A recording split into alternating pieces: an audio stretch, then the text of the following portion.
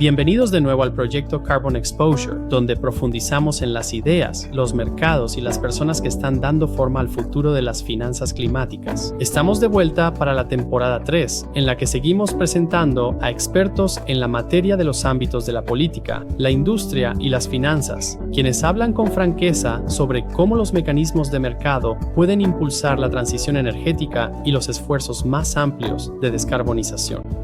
En este episodio, me siento a conversar con mi buen amigo Alvin Ling, una de las mentes más brillantes que trabajan hoy en día en los mercados de carbono. El recorrido de Alvin en el ámbito del clima y las finanzas de carbono comenzó como estudiante en la COP15 y desde entonces lo ha llevado por la banca de inversión global hasta ocupar un puesto de liderazgo en el Fondo Soberano de Singapur, donde desarrolló una tesis de 3 pilares para invertir en los mercados de carbono.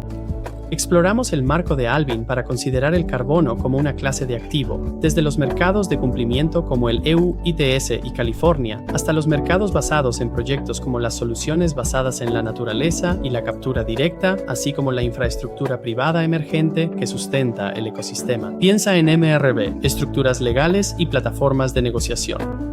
Hablamos sobre cómo el carbono puede diversificar carteras de inversión, reducir el riesgo de proyectos de carbono para capital institucional y por qué el tema, a menudo pasado por alto, del sesgo de antigüedad merece ser reconsiderado.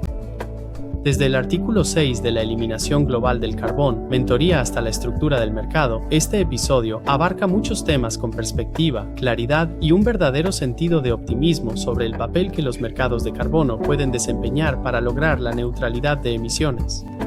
Soy su anfitrión, René Velázquez. Únase a mí mientras hablo con las personas que construyen los mercados de carbono del mañana, a menudo mientras tomamos cócteles. Bienvenido al proyecto de exposición al carbono. Alvin, es un placer verte, hombre. Asimismo, nos conocemos desde hace un tiempo y es una gran oportunidad poder sentarnos contigo aquí frente a la cámara y en película para que la gente pueda beneficiarse, obviamente, de tu sabiduría adquirida. Muchas gracias por la oportunidad de sentarme. Sé que eres un hombre ocupado. Así que, en primer lugar, bienvenido al proyecto de exposición al carbono. Y en segundo lugar, realmente quiero profundizar y aprender un poco más sobre ti. Tienes un trasfondo muy interesante en tu carrera hasta ahora en tu trayectoria, y como la mayoría de las personas con las que hablo, no necesariamente han llegado a los mercados de carbono siguiendo un camino muy lineal. Ha sido un camino serpenteante y errante. Esperaba que pudieras contarnos un poco sobre tu trayectoria y luego podemos profundizar en algunos otros temas. Esa es una de las bellezas de esto. En los mercados de carbono la gente viene de orígenes diversos. ¿Saber? Pero primero, muchas gracias por invitarme aquí hoy, René. Un placer. Mi viaje por el movimiento climático en realidad dio un giro completo 15 años después. Recuerdo la primera reunión de policías a la que asistí. 15. En Copenhague. Wow. 2009. Sí. Yo era estudiante y representaba a un pequeño grupo juvenil en la COP15 tratando de abogar por la acción climática. Desde entonces he pasado a trabajar en un banco de inversión global. Básicamente comencé mi carrera como analista de investigación de acciones y luego me uní a un fondo soberano en Singapur. Uno de los dos. Uno de los dos, sí. Donde finalmente empecé a dedicar más tiempo a analizar los mercados de carbono. Y durante mi tiempo en el Fondo Soberano comencé a desarrollar esta tesis sobre los mercados de carbono en 3 verticales principales. Explícalo en detalle. El primero era un mercado de carbono de cumplimiento. Luego teníamos los mercados de carbono basados en proyectos. Y luego teníamos mercados privados o lo que yo llamo los habilitadores del ecosistema. Así que era a través de estos 3 grupos. Y teóricamente, para mí, el mercado de carbono era una solución hermosa para fraccionar el costo de financiar oportunidades de reducción de carbono en el mercado. Así que la tesis de inversión en los 3 pilares era en gran medida similar. En primer lugar, existía la hipótesis de que el carbono, como una externalidad ambiental, debía tener un precio y que este costo debía trasladarse a la sociedad y a las empresas, en forma de un precio del carbono y que ese precio debería aumentar con el tiempo. Ahora, si esta hipótesis es cierta, entonces hay 2 tipos de oportunidades de negocios que deberían prosperar en los mercados de carbono. La primera son empresas o mercados de carbono que se benefician directamente de un aumento en el precio del carbono. Así que piensa en esto como el mercado de carbono de cumplimiento, como el de la Unión Europea o el mercado de California. Si los precios suben, beneficia directamente a las personas que poseen esos activos. Y la segunda son las empresas que ganan dinero porque existe un precio para el carbono. Así que piensa en algo como la captura directa de aire o un desarrollador de proyectos de reforestación basados en la naturaleza. Entonces, ese era un grupo de empresas. El segundo grupo de empresas que podría beneficiarse o crear valor en este mercado son en realidad aquellos que obtienen una comisión de una transacción de carbono. Así que, Piensa en ellos como facilitadores del ecosistema que están proporcionando servicios a los mercados de carbono. Y por lo tanto, si el mercado de carbono crece y la velocidad de las transacciones crece, también crecerá este grupo de participantes del mercado. Y incluye proveedores de infraestructura y bolsas, proveedores de datos, empresas de investigación y consultoría, servicios legales, servicios financieros, seguros, todo el ecosistema. Sí, claro. Exacto. Así que la tesis era que a lo largo de estos tres pilares había oportunidades para invertir tanto en personas que ganaban dinero directamente del precio y el carbono, como en personas que ganaban dinero porque había facilitadores del ecosistema que estaban generando valor. Entiendo. Así fue como empecé a estudiar los mercados de carbono y después de eso, en realidad, fue en el Fondo Soberano de Inversión en 2021. Fui coautor de un artículo que estudiaba los mercados de carbono como una clase de activo potencialmente viable para propietarios y gestores de activos. En este artículo destacamos que ya existía un mercado de cumplimiento en crecimiento que era apto para la inversión.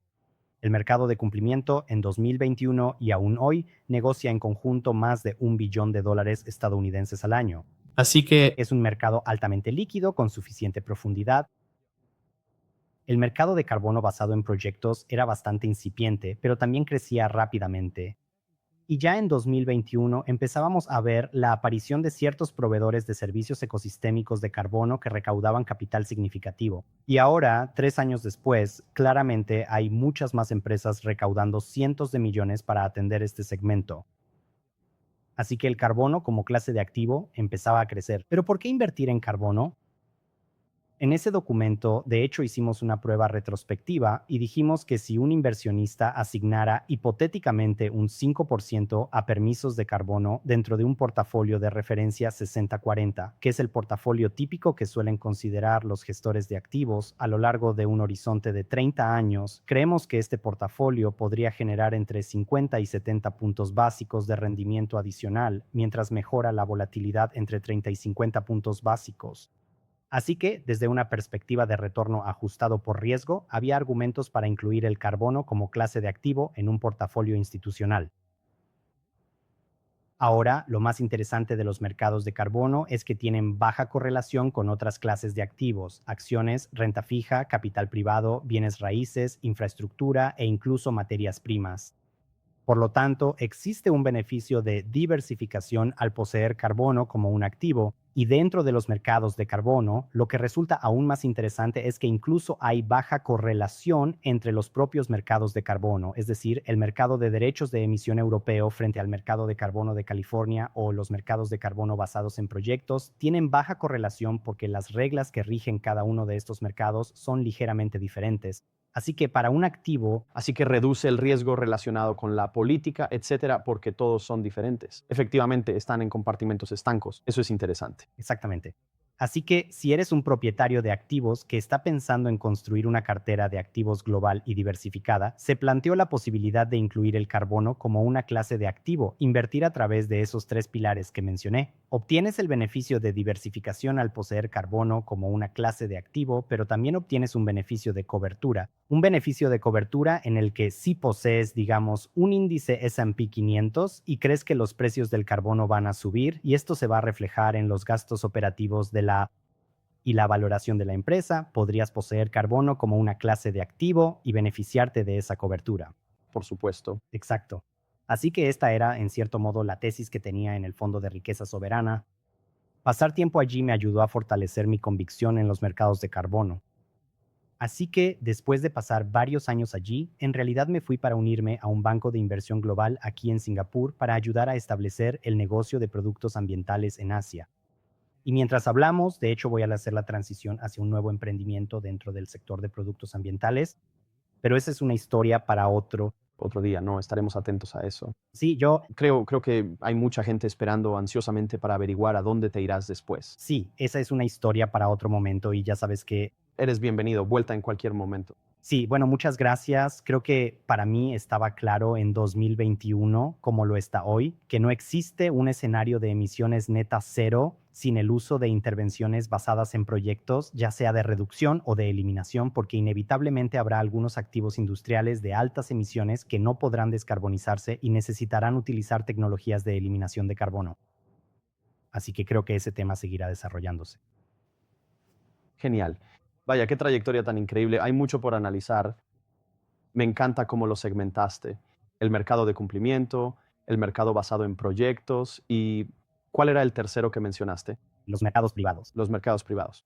Entonces, podemos profundizar obviamente en los puntos uno y 2. Se han expandido un poco, pero los mercados privados pueden ampliar eso, ¿cómo se ven?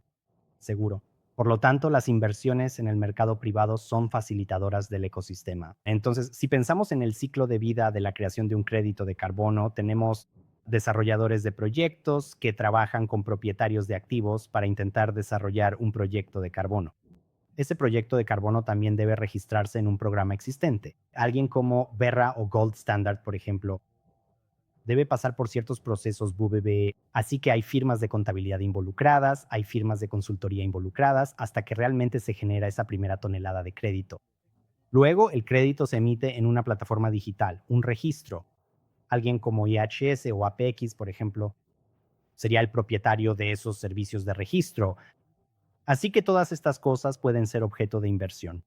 Una vez que se emiten los créditos, entonces puedes invertir en corredores boutique o intermediarios de productos ambientales que ayudan a negociar estos activos, ya sea en bolsas o como empresas corredoras independientes. Y luego tienes toda una gama de proveedores de tecnología para servicios de contabilidad de carbono, un MRB digital, tienes el software, la capa contable, la empresa de imágenes satelitales.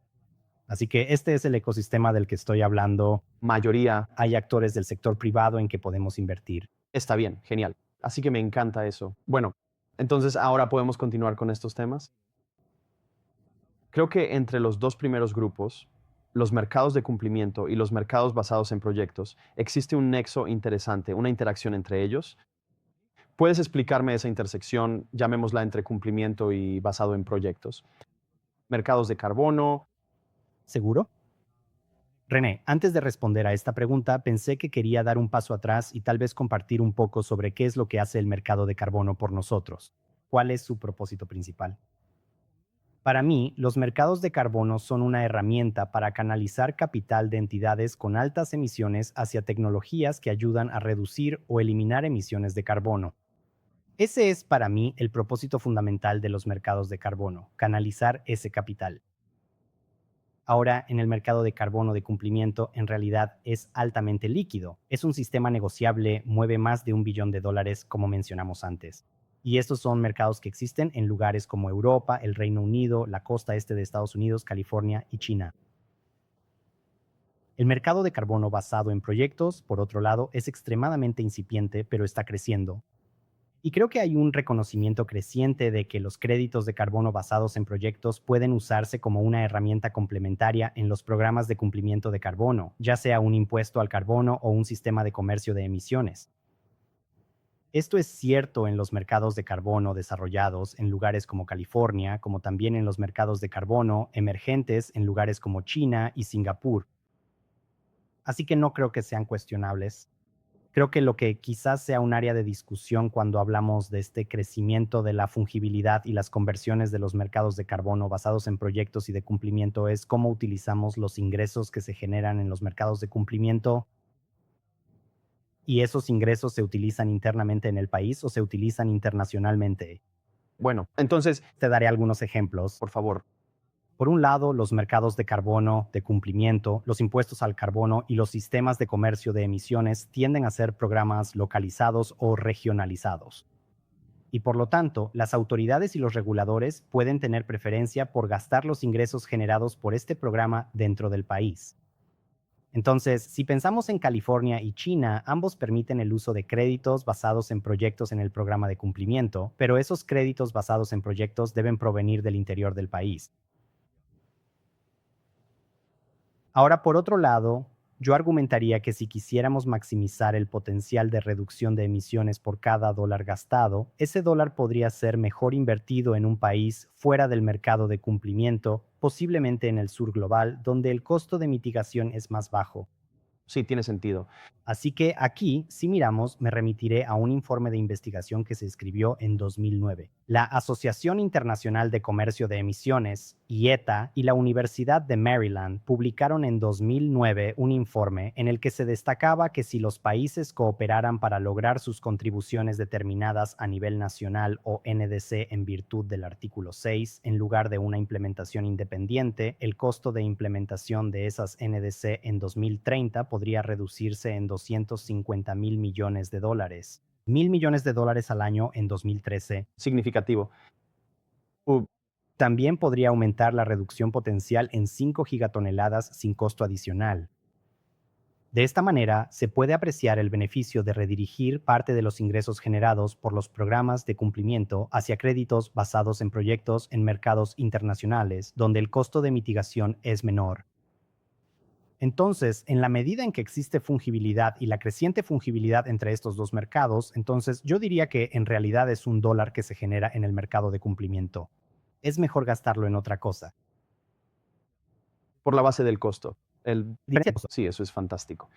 Pero ahora volviendo a este componente de intersección, usted acaba de resaltar una serie de estos diferentes marcadores donde existe esta fungibilidad de créditos. Y me encanta que uses esta terminología sobre la fungibilidad de créditos, proyecto versus sistemas de línea base y crédito versus asignaciones. Y obtienes estos híbridos. Parece que la dirección de las políticas, ahora que entramos en la fase de implementación del artículo 6, implica mucha polinización cruzada entre diferentes responsables políticos que están considerando este tipo de modelos híbridos, ya sea un impuesto con algún tipo de disposición de créditos o un mercado de asignaciones con potencial para créditos o una especie de mezcla, ¿verdad? ¿Hacia dónde ves que se dirigen estas cosas? ¿Dónde ves este tipo de... Discusión, estamos acelerando en la misma dirección. ¿Sí? Así que pongamos algunos números sobre la mesa. Sobre los mismos rieles en términos de arquitectura para el artículo 6. Entonces 6.2 y 6.4. Potencialmente, así que en primer lugar creo que habrá más fijación de precios del carbono. Así, si analizamos los últimos 20 años, el porcentaje de gases de efecto invernadero globales que ha sido cubierto por un programa de cumplimiento, ya sea un impuesto o un sistema de comercio de emisiones, pasó del 5% al 18% este año. La tendencia es que ahora hay más países que están implementando leyes para fijar un precio al carbono. Recuerde que antes dije que esa era una de las hipótesis principales. Eso, Había que ponerle un precio a esta externalidad ambiental. Entonces, la siguiente pregunta que nos hacemos es, bien, ahora que tengo un precio inicial del carbono, ¿qué probabilidades hay de que pueda descarbonizar completamente mi país sin recurrir a ninguna intervención basada en proyectos? Creo que es imposible. Y ¿qué probabilidad? Está cerca de cero. creo que es imposible porque si pensamos en la energía,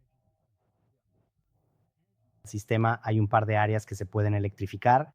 Por ejemplo, se puede electrificar el transporte terrestre, pero quizá no el aéreo ni el marítimo. La electricidad se puede electrificar. Y por último está la calefacción. Y Yo diría que para la mayoría de la calefacción residencial se puede electrificar, pero cuando se trata de calefacción industrial, al intentar fabricar acero y cemento, en realidad podría ser muy difícil electrificar esos procesos. Así que inevitablemente habrá algunas industrias altamente emisoras que no tendrán forma de llegar a cero. Y tendrán que recurrir a intervenciones basadas en proyectos. Creo que, en mi opinión, no tiene sentido. Tener un precio del carbono que suba de 1,000 a 10,000 cuando existen tecnologías de remoción que pueden lograrse a precios más bajos. por supuesto que no. Sí, es una curva de costo marginal de abatimiento a medida que subes, exactamente, así que eso es realmente interesante. Bien, de acuerdo. Entonces, ves que el ritmo se está acelerando en términos de una cobertura más amplia, así que esta aceleración hasta aproximadamente el 18% ahora, ¿crees que esto es el comienzo de una difusión aún mayor de los sistemas de precios al carbono a nivel global? Retomando la pregunta anterior, siguiendo lo de Bakú y ahora los grandes resultados que surgieron de esta COP. Ahora, efectivamente, tenemos los rieles sobre los cuales estos trenes pueden circular.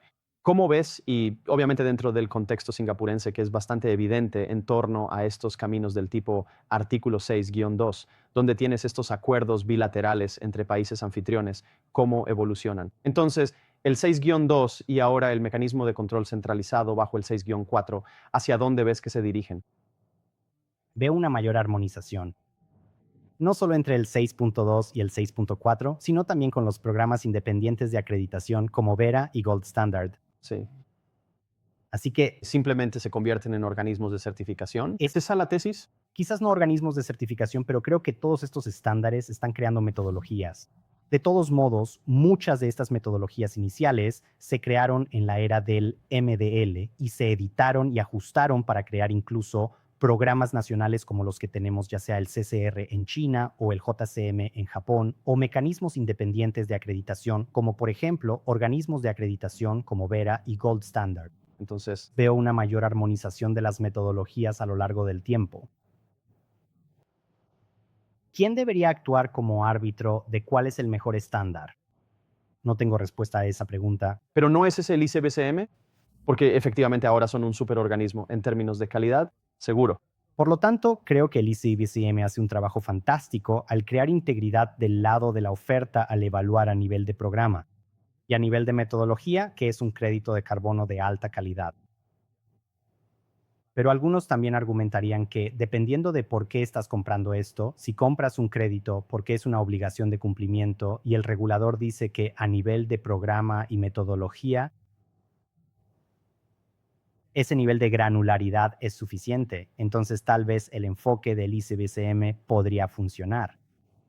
Pero si eres una empresa y tienes solicitudes muy específicas para un tipo particular y singular de proyecto que estás buscando, solo quieres comprar un proyecto de biocarbón de Indonesia o un proyecto Red de África, entonces tal vez podrías decir que quieres ir un nivel más profundo, quiero realmente obtener granularidad a nivel de proyecto, y ahí es donde tal vez el ICBCM se queda corto.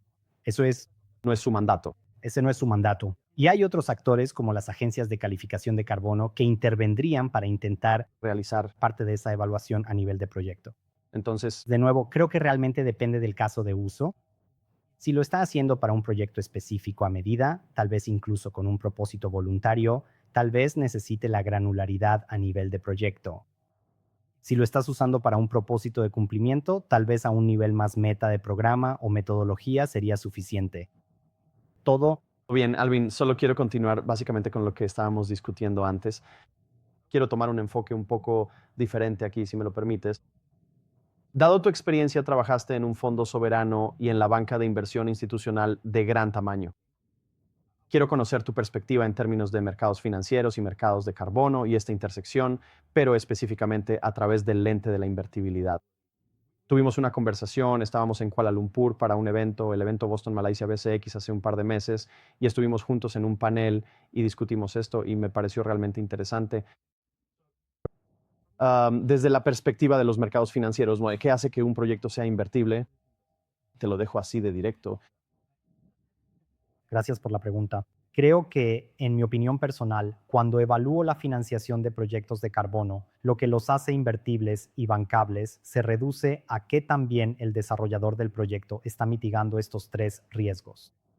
Genial. El primer riesgo que analizo es el riesgo a nivel país y político.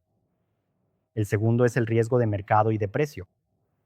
Y el tercero es el riesgo de desempeño del proyecto. De acuerdo. Entonces, Voy a profundizar. sí, por favor.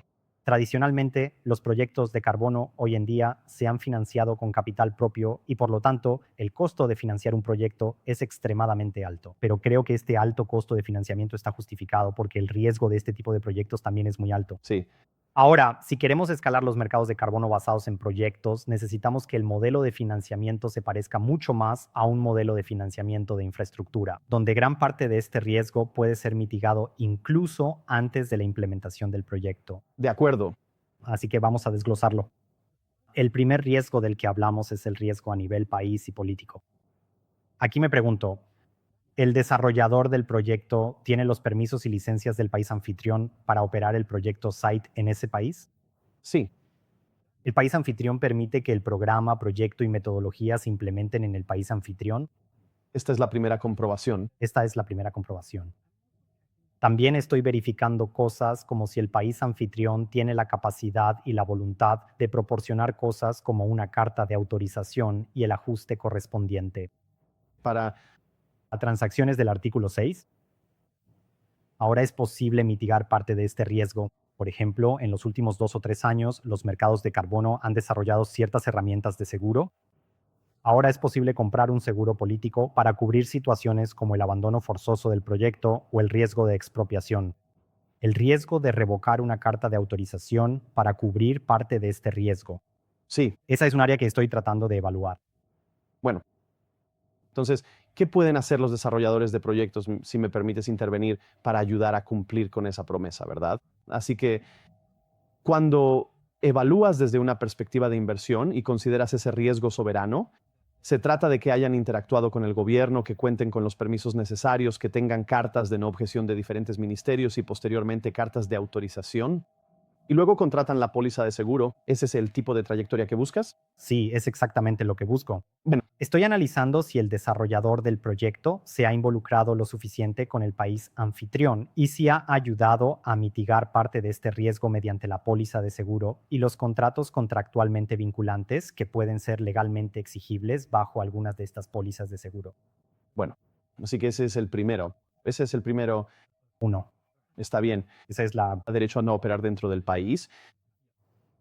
Ahora, pasando al siguiente punto, el segundo riesgo que estoy analizando es el riesgo de mercado o riesgo de precio. Como prestamista en un proyecto, quiero saber que este proyecto tiene un comprador, preferiblemente de alguien con alta calidad crediticia, como una gran empresa, por ejemplo. ¿Qué significa eso para mí como prestamista? Me da certeza sobre los flujos de efectivo que llegarán si el proyecto entrega los mismos créditos de carbono, Este es el tercer grupo en términos de riesgo. acerca del riesgo de entrega, pero si puedo entregar, quiero saber que hay un comprador del crédito que mitigue ese riesgo comercial. Bueno, sí. Lo cual nos lleva de nuevo a tu analogía sobre la infraestructura, ¿verdad? Entonces, para un proyecto energético tienes un PPA, correcto. Tienes un PPA. Sí, Bueno, entonces, no asumes tanto riesgo. sí, bueno, Exacto. El tercer grupo de riesgo que estamos tratando de mitigar es el riesgo de desempeño del proyecto. Este es el riesgo de cómo sé que si un desarrollador de proyectos dice que va a generar una tonelada de crédito de carbono, realmente es una tonelada y no 0.8 o 0.6. Aquí estoy evaluando si el desarrollador del proyecto y el país anfitrión tienen experiencia en desarrollar este programa, tipo de proyecto y metodología en el país. ¿Tienen experiencia comprobada haciéndolo? También estoy buscando si se han contratado ciertos seguros contra cosas como la prohibición de exportación de ciertos créditos de carbono debido a riesgos a nivel de país o proyecto o cambios en metodologías que resultan en la emisión de menos créditos de carbono. esto es un tema común en este momento que está afectando al mercado. Hemos visto que esto sucede incluso en tiempos recientes. También estoy considerando si existen ciertas cartas de crédito o garantías que alguien pueda proporcionar en caso de insolvencia del desarrollador del proyecto. Bien, eso es un paquete bastante completo. Así que si puedo retroceder un poco y resumir eso. Entonces, estás buscando una mayor mitigación del riesgo comercial y del riesgo de desempeño dentro de algunos grupos 2A y 2B. El riesgo comercial obviamente se mitiga a través de contratos de compra que desincentivan el riesgo, es decir, los flujos de caja descontados a futuro para esos proyectos, ¿verdad? O para ese proponente del proyecto, el comerciante en este caso. Y luego, la tarifa de desempeño, realmente quiero profundizar en eso. Hemos visto ajustes en las metodologías, por ejemplo, especialmente en lo que respecta a las metodologías REDE más de berra y deforestación y reforestación, pasando de la BM007 a la BM0048, y vemos este ajuste con una línea base mucho más conservadora, lo que significa, pero hay un menor coeficiente, digamos, en términos del potencial de emisión. Entonces, ¿cómo se ajusta un desarrollador de proyectos ante ese tipo de cambio realmente drástico en cuanto a la metodología? ¿Cómo logran convencerlos a ustedes desde la comunidad de inversión de que este es un proyecto que vale la pena invertir? ¿Se trata de tener un enfoque muy conservador respecto a lo que prometen sobre futuras emisiones? Creo que hay 2 o 3 formas en que podemos mitigar este riesgo. Sí. En primer lugar, podrías transferir contractualmente este riesgo de cambios en la metodología del proyecto al comprador final. Así que el comprador final asume el riesgo de que se emitan menos créditos de carbono, pero entonces potencialmente posee el 100% de todos los créditos emitidos. Bien, entonces es una especie de protección ante déficits. Así que esa es una forma. La segunda es que en la medida en que estas metodologías han estado en el mercado por un tiempo, existen formas de comprar seguros para compensar el incumplimiento o los déficits en la entrega. Así que diría que estos son los dos principales mecanismos. De acuerdo. Sí, la tercera quizás sea, estamos hablando de la compra total como el 100%, pero no tiene que ser el 100%. La mayoría de las veces los desarrolladores de proyectos venderán una gran parte de los créditos, pero no el 100%, porque nunca saben realmente cuáles serán las cifras reales de reducción de emisiones que se verificarán al final. Así que siempre hay cierto margen de reserva. Por lo tanto, ese margen también podría tenerse en cuenta para algunos de estos riesgos. Sí, he hablado cada caso es diferente, pero algunos desarrolladores quieren vender a futuro el 70-80% y algunos, de hecho, estamos hablando con un desarrollador ahora que busca vender el 50%. Correcto. A futuro, pero tienen un potencial mucho mayor en términos de escala, así que pueden mejorar su tasa interna de consumo, como los flujos de caja, etcétera, vendiendo el 50%. La tesis es que si mantienen ese margen, los protege contra la escasez en cuanto a la posible emisión y además les permite aprovechar una marea creciente en el mercado si el mercado continúa de alguna manera subiendo en cuanto a precios. Así que no están completamente expuestos en cuanto a la posición de vender a los precios actuales en la curva a futuro. Absolutamente. Y entonces, volviendo a tu pregunta original, ¿qué hace que un proyecto sea invertible? Creo que los proyectos que pueden abordar suficientemente estos tres riesgos y mitigarlos se vuelven mucho más atractivos para la inversión y bancarizables, lo que permite que potencialmente se pueda financiar con deuda el proyecto y reduce el costo total de financiamiento. Sí. Eso ¿De dónde viene? Del financiamiento con deuda o capital, ¿correcto? supongo que también con capital, así que financiamiento con deuda, menor costo de financiamiento y ojalá que eso haga que este activo se vea mucho más parecido a una infraestructura en lugar de lo que es hoy, que en realidad se parece más a una inversión de capital de riesgo financiada con capital propio. Realmente me gusta esa analogía y bueno, no es la primera vez que la escucho de ti, pero realmente quiero profundizar en eso porque creo que este mercado ha estado en este tipo de paradigma de capital de riesgo y cuando el mercado estaba en auge, el capital era abundante, pero a medida que otros factores macroeconómicos han influido aquí, como el aumento de las tasas de interés, la inflación, etcétera, ese capital de riesgo, ese capital dispuesto a asumir riesgos, se ha retirado de manera bastante significativa.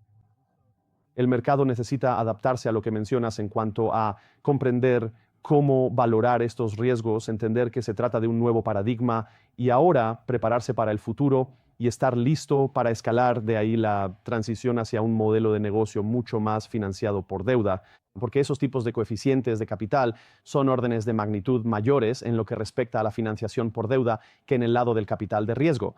¿Estarías de acuerdo? Absolutamente, y de hecho no mencioné que hay un grupo de participantes del mercado que pueden entrar a reducir el riesgo de este proyecto.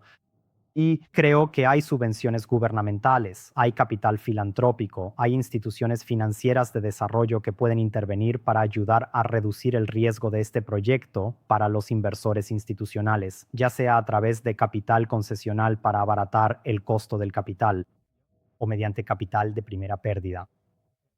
Me encantaría ver a este grupo de participantes viniendo a apoyar el desarrollo de los mercados de carbono. Y Creímos que vimos un ejemplo temprano de eso.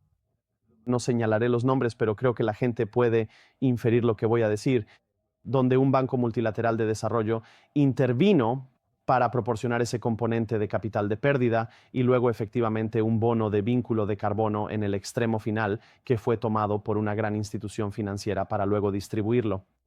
Esto sienta un buen precedente sobre cómo abordar estos mercados. Hablé con esas instituciones financieras, tanto la multilateral como la gran financiera, y me dijeron, mira, este es un enfoque que esperan poder replicar, pero no es un modelo fijo. Va a ser personalizado prácticamente cada vez que salgan al mercado para crear estos instrumentos de bonos. Pero en teoría, los mercados de renta fija son enormes en cuanto a su capacidad de capital. Por lo tanto, si esto se pudiera replicar mediante la reducción de riesgos, podría realmente ayudar a respaldar el crecimiento del mercado en términos de financiamiento de capital. Vale, genial. Podemos retroceder un poco porque creo que tal vez hayamos superado muy rápidamente el tercer punto. Bien, entonces hablamos sobre el seguro de riesgo soberano y luego efectivamente sobre el riesgo comercial y el riesgo de desempeño. ¿Cuál es el tercer cubo? El tercer riesgo es en realidad el riesgo de rendimiento del proyecto. Así hablamos si el desarrollador del proyecto ve una reducción de emisiones de dióxido de carbono de 1 tonelada. 0,8. Así que creo que estamos evaluando el historial del desarrollador del proyecto y del país anfitrión en el desarrollo del tipo de metodología del proyecto del programa SITE implementado en el país y, en la medida de lo posible, adquirir un seguro para cubrir cosas como, por ejemplo, prohibiciones de exportación, Sí, cambios en la metodología o, ya sabes, que se emitan menos créditos de los esperados del proyecto. bien, genial, perfecto, excelente. Podemos cambiar de tema ahora. Eso fue realmente una clase magistral, así que gracias por eso, porque la manera en que lo explicaste, creo que la gente puede sacar muchas lecciones de ahí. Y realmente creo que habrá muchas repeticiones de esta sección por la forma en que lo has explicado. Y sin duda estoy pensando en los desarrolladores de proyectos, mucha gente con la que hablamos y con la que trabajamos, que puede aprender de este tipo de enfoque para llevar sus proyectos a un nivel apto para inversión. Así podrán presentarlo a los financiadores y básicamente decir, miren, aquí está, todo envuelto con un bonito lazo rosa. Así que quiero ir un poco más allá y hablar sobre algo de lo que conversamos casualmente hace un rato y que realmente quiero sacar de mi pecho también, pero es este componente de calidad. Hablamos sobre ICBCM y los diferentes programas y tú mencionaste de alguna manera las metodologías. Una de las cosas que muchas veces simplemente se da por hecho es la antigüedad.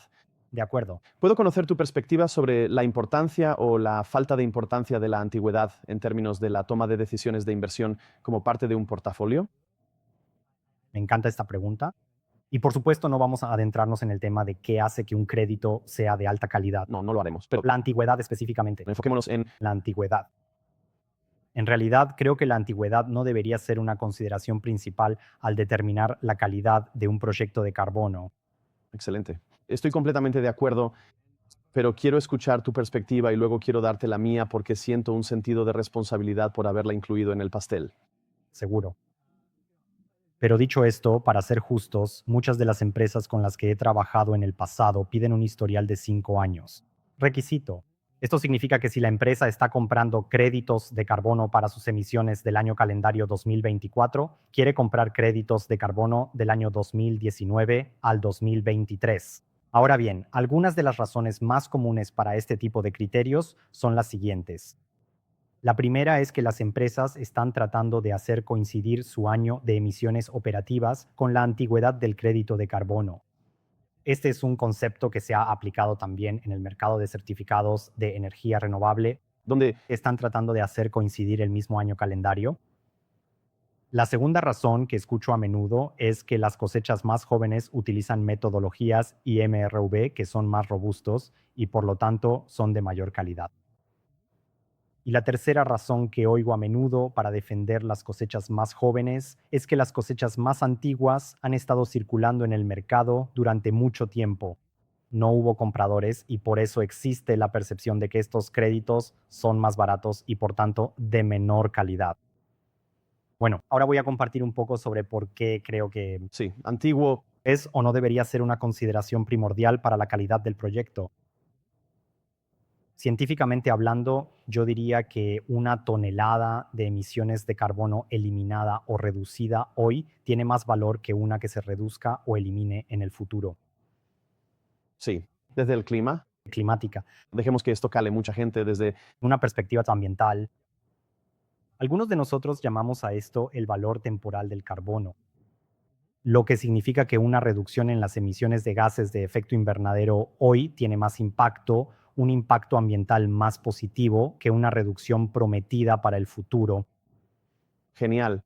porque retrasar estos importantes recortes tiene serias repercusiones en el impacto ambiental global y general.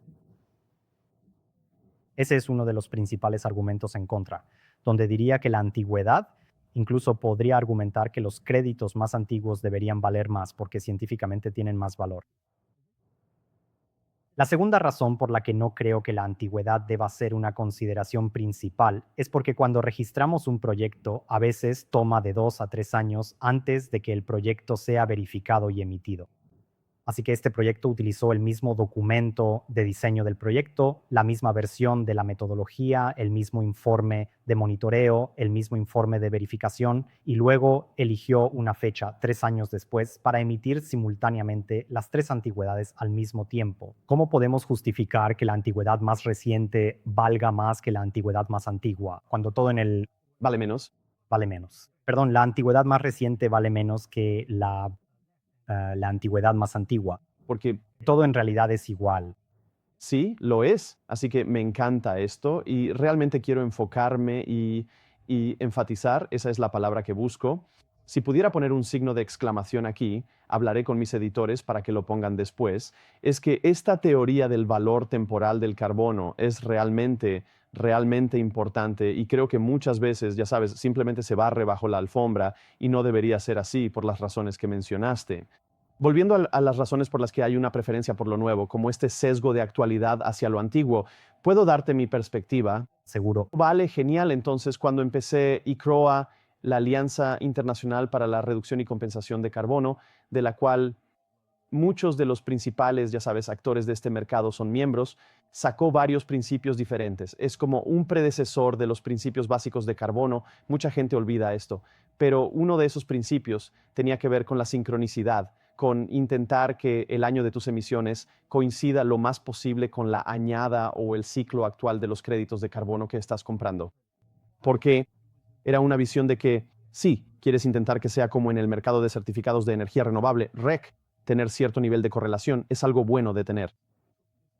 La mayoría de las empresas adoptaron esta postura de, bueno, sí, hagamos T menos 5 años o Y menos 5 años, ¿verdad? Miremos 5 años hacia atrás. Y eso en realidad provino de un artículo publicado hace mucho tiempo por el Banco Mundial, diciendo que esto es una buena práctica. Luego se fue incorporando y asumo mi parte de responsabilidad en eso, volveré a ese punto. Pero era como una regla no escrita. Pero muchas veces había una falta de oferta en la curva a futuro, como en las emisiones más recientes, y había abundante oferta de los años anteriores y estaban a un precio descontado. ¿Por qué? Porque simplemente había más disponibilidad y esos se volvieron atractivos. Luego lo que vimos fue que el mercado fue erosionando efectivamente esos años anteriores, y eso lo vimos en 2020. Clean Medaille retiró muchas de las emisiones antiguas y empezamos a ver una especie de aceleración hacia emisiones más recientes y una demanda cada vez mayor que comenzaba a acumularse.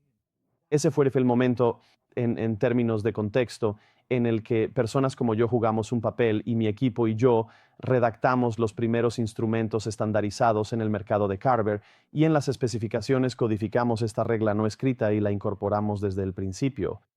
Así que con el GEO eso fue un reflejo de la fase piloto de Corsia y por lo tanto la añada ya estaba más o menos establecida por IKEA, pero en lo que respecta al NGO, que reflejaba principalmente la canasta afiliada de créditos RED+, codificamos eso con una añada móvil, con una revisión efectiva de los últimos 5 años y eso se convirtió en la norma en efecto para las mesas de negociación y luego fue adoptado efectivamente como sabiduría o como Considero mejor práctica para empresas.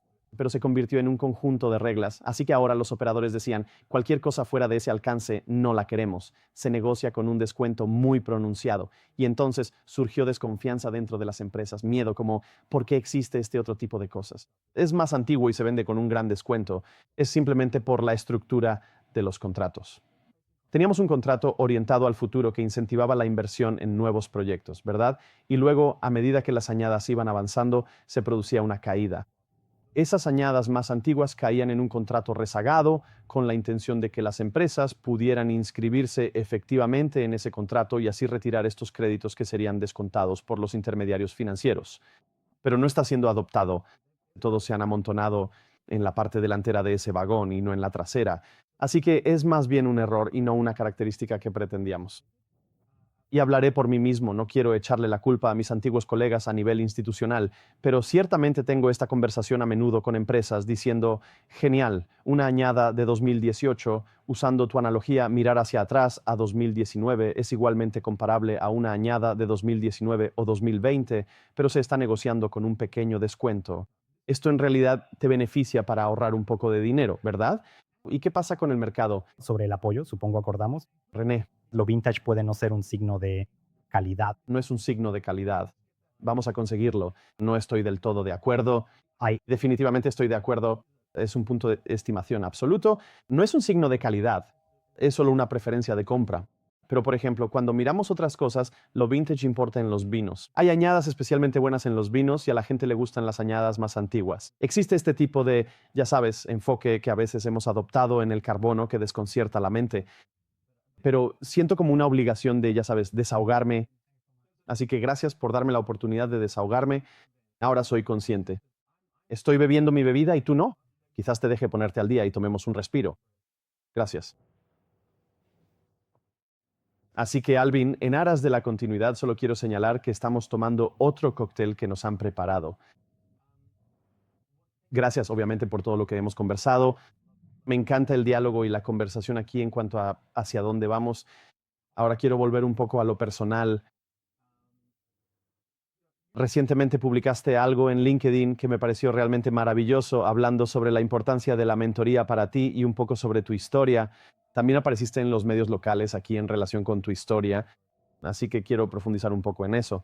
Quiero analizar por qué la mentoría es importante para ti y luego la importancia de la educación como un siguiente paso, porque no solo tienes una carrera muy distinguida, sino que también estás retribuyendo en términos académicos a la próxima generación.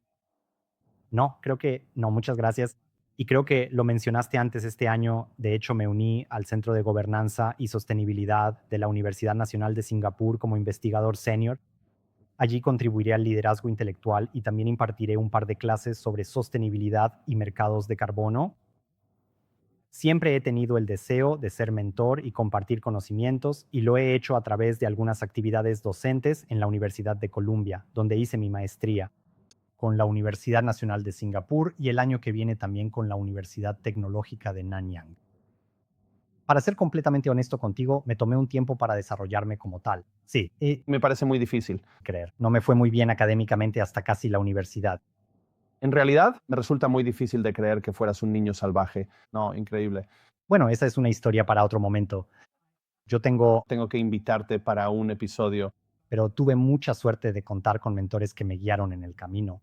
Sí, Tanto mentores académicos en la universidad, y también líderes corporativos senior que me apoyaron cuando era un joven profesional. Y sentí que era necesario ahora devolver ese favor y también dedicar tiempo a apoyar y orientar a otros estudiantes que estudian en las universidades que mencioné, pero también a jóvenes profesionales que buscan hacer la transición hacia la sostenibilidad y los mercados de carbono. me encanta eso. Quiero profundizar en eso. Además, porque yo siento esa misma especie de responsabilidad de devolver el favor, porque yo también me he beneficiado de mentores realmente increíbles, personas que se tomaron el tiempo de ayudar, escuchar, guiar y dar retroalimentación que cuando fue crítica fue realmente valiosa y también de apoyar y animar, lo cual también es muy útil. Así que devolver el favor es realmente importante. Y ya mencionaste un poco cómo lo haces, pero puedes ampliar sobre algunas de las enseñanzas que aprendiste de tus mentores en diferentes ámbitos de la vida. Seguro. Creo que como estudiante o joven profesional, a veces me falta la visión para ver lo que es posible. Sí, buen punto. Y al tener un mentor que comparta contigo sus propias experiencias de vida, sus propios desafíos, puedes comenzar a visualizar que en realidad las cosas por las que estás pasando hoy son solo un proceso por el que todos pasamos. Y que si puedes visualizar ese futuro, realmente podrás lograrlo. Quizás para profundizar un poco más en eso, si miro los próximos 20 a 30 años, para mí hay ciertos temas que van a ser fundamentales para el desarrollo global y que no creo que vayan a desaparecer. ¿Cuáles son esos temas? El primero es la inteligencia artificial o IA. El segundo es la digitalización. Y el tercero es la descarbonización. Echemos un vistazo a la descarbonización como tema, porque está mucho más cerca de lo que estamos haciendo en los mercados de carbono. Estamos viendo una intersección de temas clave en estas industrias, en todas las industrias. Exacto. BCG publicó un informe hace algún tiempo diciendo que el mundo va a necesitar entre 100 y 150 billones de dólares si queremos lograr con éxito la transición hacia una economía baja en carbono en los próximos 30 años. Algunos de estos temas ya se están desarrollando desde hace 20 años. Por ejemplo, en el sector energético, estamos viendo la transición de los combustibles fósiles a la energía renovable. En el transporte, dentro del transporte terrestre, estamos viendo la transición de los motores de combustión interna a los vehículos eléctricos. Pero hay muchas más oportunidades dentro del tema de la descarbonización.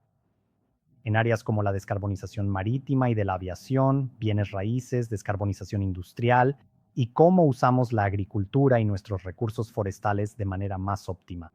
Así que A una single, una de las cosas que realmente animo a los estudiantes y jóvenes profesionales es ojalá que puedan tratar de tomar su experiencia y su tiempo e invertirlos en algunos de estos temas. Ojalá tenga una inclinación hacia la descarbonización como tema y que trabajen en algo que ayude a reducir las emisiones y descarbonizar nuestra economía global, porque estos son temas estructurales de 20, 30, 40 años que no creo que vayan a desaparecer. sí, estoy completamente de acuerdo, pero ese rol de mentoría les ayuda a visualizar efectivamente el futuro, a ver que hay una oportunidad para que ellos contribuyan y aporten. Las soluciones son realmente importantes. Muchas veces en la mentoría el componente de ánimo es tan valioso y necesario porque, como dijiste, no tienes la perspectiva de la experiencia y de la vida para ver hacia dónde se dirigen las cosas. Así que llegas y es la primera vez que lo ves, y alguien que ya ha estado ahí, que ya ha pasado por eso, que ha visto las diferentes iteraciones de los mercados y simplemente las realidades de la vida corporativa, puede ayudar a guiar a ese joven que podría estar desilusionándose para ayudarle a mantenerse en el camino y seguir en esa ruta, además de aportar la experiencia en la materia y ese tipo de influencia. Así que eso es realmente genial. Y ahora, llegando al resultado de eso, que es el retribuir, mencionaste obviamente dos de las grandes instituciones aquí en términos de educación terciaria en US y NTU. ¿Podrías darme una especie de preludio sobre lo que enseñas y lo que esperas manifestar de este tipo de acciones de retribuir? Claro, una de las cosas que estamos haciendo tanto en la Universidad Nacional de Singapur como en la Universidad Tecnológica de Nanyang es lanzar una serie de cursos Sí, a nivel de pregrado, posgrado y educación ejecutiva, con la esperanza de compartir e impartir más conocimientos sobre sostenibilidad y mercado de carbono a un público más amplio. hay Creo que algunos de los conceptos fundamentales que estamos tratando de transmitir son algo así como lo que mencioné antes sobre la hipótesis. Creo que la gente debe darse cuenta de que los mercados de carbono son un mecanismo efectivo basado en el mercado para ponerle un precio al carbono y canalizar financiamiento y capital hacia tecnologías que reducen y eliminan emisiones. y No hay manera de que logremos la neutralidad de carbono sin el uso de alguna intervención basada en proyectos. A grandes rasgos, esto es un resumen en dos frases, pero ¿cómo desglosamos eso en oportunidades prácticas e invertibles en cada sector? ¿Cuáles son las políticas que deben implementarse? Tanto el sector privado como el sector público deben trabajar juntos, y creo que eso es lo que algunos de estos cursos intentan lograr. sí, eso es genial, está bien, perfecto. ¿Puedo agregar otro componente que espero que genere aún más resultados? Creo que la parte de la continuidad, ¿verdad? Tú te beneficiaste de mentores, yo me beneficié de mentores y ahora estás en el punto de retribuir porque de alguna manera tu carrera, ya sabes, has tenido una carrera larga y extensa. Lo mismo en cuanto a mi experiencia, ya sabes, 15 años en este campo. Ahora siento una obligación, un sentido de responsabilidad de devolver lo recibido. La única regla que siempre pido en mis relaciones de mentor-mentee es, bueno, dos reglas. Una es simplemente la disposición a involucrarse y trabajar duro de manera efectiva y la otra es devolver lo recibido.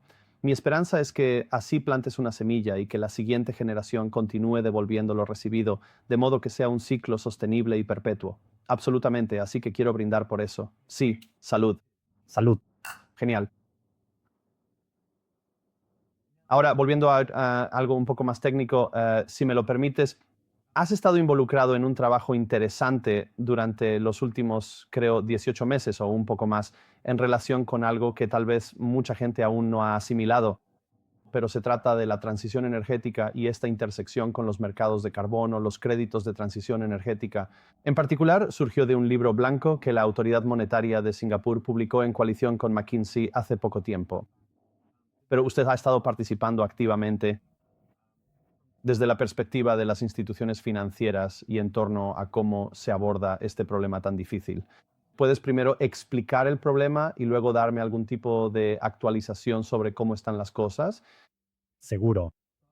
Así que quisiera empezar con algunas suposiciones en este mercado. Sí, claro. Y solo para reiterar algunos de los puntos que mencioné antes en nuestra conversación, los mercados de carbono son un mecanismo eficaz basado en el mercado para canalizar capital desde entidades con altas emisiones hacia actividades de reducción y eliminación de emisiones más bajas. Necesitamos tanto tecnologías de reducción y eliminación basadas en la tecnología como en la naturaleza. Todas son necesarias. Pero si hay dos tipos de tecnologías que creo que realmente marcan la diferencia para la descarbonización global, son, en primer lugar, la transición hacia la energía renovable y, en segundo lugar, la preservación y restauración de nuestras tierras agrícolas y forestales. Así que, Esas son las dos cosas que creo que marcan la diferencia. Hablemos un poco sobre cómo escalar la transición hacia la energía renovable. Y una de las innovaciones más interesantes en los mercados de carbono es precisamente su uso como herramienta para acelerar la eliminación temprana del carbón como catalizador. como catalizador. La descarbonización de las centrales eléctricas de carbón será extremadamente importante si Asia pretende alcanzar su objetivo de cero emisiones netas. Bueno, Quiero profundizar en eso. ¿Puedo poner un pin aquí? ¿por qué Asia? Bueno, Asia tiene una flota muy joven de centrales eléctricas de carbón. La edad media de una central eléctrica de carbón aquí es de solo 15 años, Sí, en otras partes del mundo desarrollado están mucho más avanzados en madurez. más de 20 años. Exactamente. Y la vida útil de muchas de estas instalaciones es de más de 40 años. 30. 40 años fácilmente. Así que esa es una razón. La segunda es que las centrales eléctricas de carbón representan el 60% de la generación de energía de Asia. Tenemos más de 2.000 instalaciones de centrales eléctricas de carbón en toda Asia, que representan 7 gigatoneladas de CO2. 7.000 millones de toneladas. Dióxido de carbono. Mucho. Eso es. Para que Asia se descarbonice, logrando la neutralidad de carbono, se necesita una solución. 12.5% presupuesto. Es Una locura. Necesitamos encontrar una manera de eliminar las plantas de carbón antes. Ahora, hay desafíos. Hay 3 puntos. La primera es el interés económico de las partes. ¿Cómo encontramos suficiente capital para que el accionista, el acreedor y el titular del acuerdo de compra de energía de hoy sean compensados de manera justa por cerrar su posición antes de lo esperado? De acuerdo. La segunda consideración es la seguridad energética. A medida que eliminamos gradualmente las plantas de energía a carbón, necesitamos encontrar una fuente alternativa de energía, preferiblemente de bajo carbono, como la energía renovable, porque en la mayoría de los mercados en desarrollo de Asia, el consumo de energía sigue creciendo. Así que, Necesitamos encontrar una alternativa de bajo carbono. La tercera consideración es una transición justa. Las cadenas de suministro de las plantas de energía a carbón emplean a un número significativo de personas.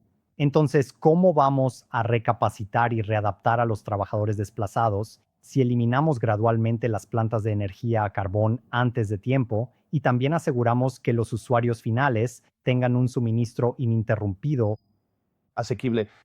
electricidad? Si podemos resolver estas 3 consideraciones principales, entonces creo que tenemos una oportunidad real de descarbonizar y acelerar la eliminación gradual de las centrales eléctricas a carbón. Estoy completamente de acuerdo, pero es una tarea monumental y de múltiples capas en términos de su complejidad. Entonces, bien, la palabra clave aquí, la palabra operativa, es acelerar la transición energética, porque en términos de puedo retroceder, en algún momento va a haber una transición, pero podría ser dentro de 30 años cuando estas plantas lleguen a su madurez y tendríamos ese lujo de tiempo. ¿Cómo la aceleramos mientras nos enfocamos en esos 3 aspectos? El componente de compensación equitativa, la perspectiva de seguridad energética y luego la transición justa. ¿Cómo se hace esto y qué papel juegan los mercados de carbono en ello? Seguro. En primer lugar, creo que debemos atraer algún capital concesional de algunas instituciones financieras de desarrollo o del sector público para ayudar a eliminar algunos de los los costos asociados con la compensación de los intereses económicos existentes de las partes, la deuda y los accionistas. Seguro. Así que ese es uno. 2. Necesitamos poder incorporar cosas como la tecnología de energía renovable y preferiblemente energía renovable con almacenamiento a un precio que sea competitivo en el mercado local, de modo que tengamos acceso continuo a la electricidad sin aumentar los costos. De esta manera no se interrumpirá el acceso a una energía limpia y confiable. Correcto, Sí. Y barato. correcto. Bien. Y donde el mercado de carbono puede desempeñar un papel es en la financiación y subvención de parte de este costo incremental, de modo que sin financiación del carbono, estos proyectos podrían no poder reducirse gradualmente antes. Pero con el financiamiento del carbono, ahora tenemos ese capital adicional para asegurarnos de que todos reciban una compensación justa y podamos energía alternativa a precios asequibles para el país anfitrión e implementar este Proyecto. Acabas de dar una explicación de lo que es la adicionalidad. Así que existe un requisito de adicionalidad financiera para que el financiamiento de carbono ayude efectivamente a respaldar esto. Ahora esto lo relaciona con la intersección de los temas de los que hablamos antes sobre la bancabilidad y la capacidad de inversión de los proyectos, pero también la intersección con los mercados de cumplimiento, me imagino. ¿Puedes ampliar sobre ese componente? Porque no creo que los mercados voluntarios puedan simplemente apoyar por sí solos esta transición energética. Dijiste que son 7,000, dijiste 7 gigatoneladas, más de 2,000. más de 2.000 plantas de energía a carbón generando 7 gigatoneladas de carbono. Mucho. Sí. Entonces, bien, ¿cuáles son los mercados de carbono que pueden ayudar efectivamente a respaldar esto desde una perspectiva de precios? Creo que uno de los principales mercados que va a apoyar los compradores de demanda de este tipo de créditos de carbono van a ser, en realidad, los países que tienen que cumplir con el Acuerdo de París y que usarán esto para alcanzar sus metas de contribución determinada a nivel nacional. Genial. Así que era una pregunta dirigida. Genial. Así que Ese va a ser uno de los principales segmentos de compra. ¿Y ahora de dónde va a salir el dinero? El dinero podría provenir del propio programa de cumplimiento de los países anfitriones en la medida en que estos créditos sean fungibles con su cumplimiento. programa. Ahora estás cerrando el círculo a lo que discutiste antes sobre la eficiencia en términos de asignación de ese capital recaudados de estos sistemas de cumplimiento. Entonces, si tienes un sistema de tope y comercio, ahora podrías destinar los ingresos de la venta de esas subastas, digamos, a estas iniciativas de descarbonización en otros sectores. ¿De acuerdo? Y ahora, esencialmente, hay una transferencia de un ITMO al final del proceso. Correcto. Ese es el canalización de capital desde entidades con altas emisiones hacia tecnologías que ayudan a reducir o eliminar emisiones de carbono a un costo menor a nivel internacional. ¿De acuerdo? Y eso ayuda a facilitar la parte de la transición energética justa, ampliando las energías renovables con almacenamiento en baterías a un costo menor, ayudando obviamente, y quiero profundizar en este tema de la transición justa, pero contribuye a acelerar esa transición lejos del carbón. Creo que eso es realmente importante porque, como dijiste, desde una perspectiva puramente presupuestaria, cuando representa 7 gigatoneladas de un presupuesto anual de 50 gigatoneladas, estamos agotando nuestro presupuesto muy rápidamente, ¿verdad?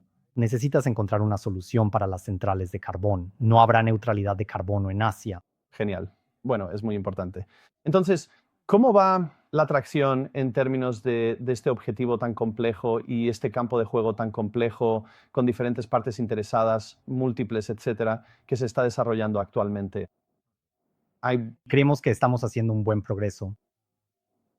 Mediante el uso de capital concesionario de algunas de las instituciones financieras de desarrollo, ya podemos reducir la vida útil y la vida operativa de las centrales eléctricas de carbón. La pregunta es, ¿podemos entonces complementar esto con flujos de ingresos por carbono para reducirlo aún más? Sí, de acuerdo. Entonces, ¿qué se necesita para llegar a ese punto? Necesitamos tener compradores dispuestos, países que estén dispuestos a aportar el capital para financiar algunos de estos proyectos de descarbonización en el sur global, especialmente en Asia, donde tenemos muchos problemas con plantas de carbón.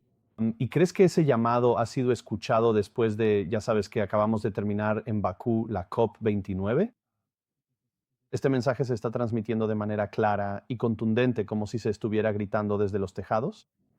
Bueno, creo que sí.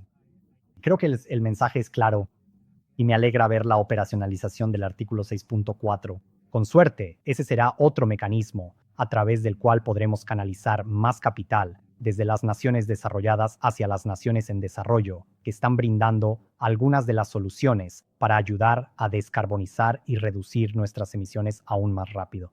Sí, estoy completamente de acuerdo. El artículo 6.2 proporcionaría también un marco en este caso. Creo 6.2. sí. ¿Una especie de cooperación bilateral de país a país? Sí, está bien, genial. Así que hay muchas esperanzas en términos de lo que esto podría lograr, ciertamente en términos de lo que podría ofrecer, en términos de las significativas reducciones potenciales de gigatoneladas. Y esto es a gran escala y con gran subrayado. Y Para ser precisos, debo ir a la versión 6.2. La versión 6.2 ofrece más flexibilidad para nuevos proyectos, a diferencia de la versión 6.4. sí, Bien, entonces, si hay una nueva innovación en el mercado, es probable que 6.2 pueda adoptarla mucho más rápido. sí.